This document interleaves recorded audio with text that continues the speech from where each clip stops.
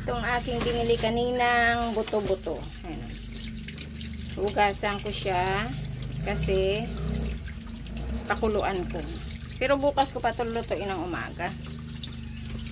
Pero pakuluan ko na siya para bukas ng umaga. Madali na lang.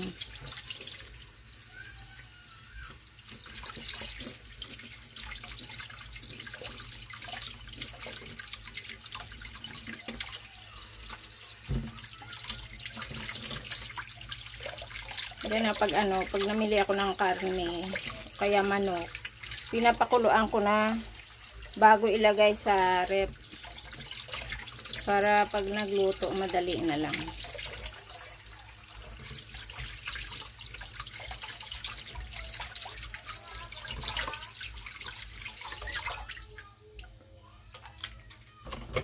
Yan, pakukuluan ko lang yan.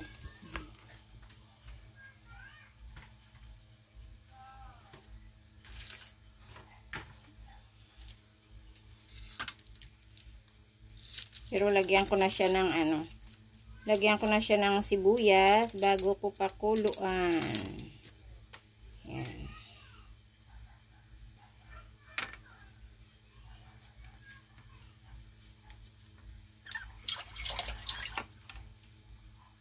Para pag niluto bukas, may lasa-lasa na siya.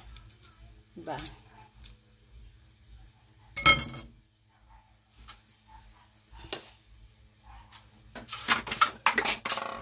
Tsaka konting asin lang para siya.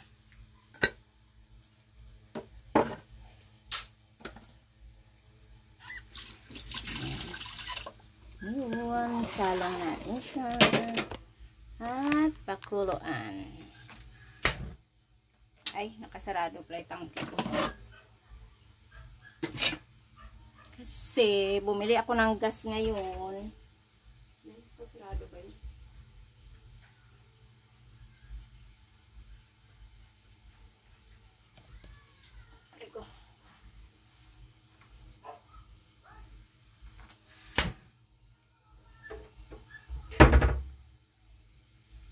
Nakabili ko lang ng reserva ng aking gas.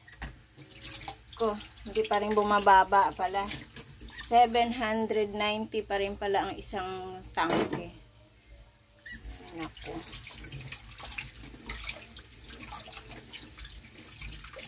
Yan mga guys, antayin na lang natin na kumulo at saka lumambot. Saka paglamig niyan, saka ko ilagay sa ref. Okay, thank you for watching. Huwag kayong magsawa mag-follow kay Nanay Inday, kay Nanay Milay. Kahit mga walang kabuluhan na mga post. Yun lang. Thank you very much and God bless. Ingat po tayong lahat.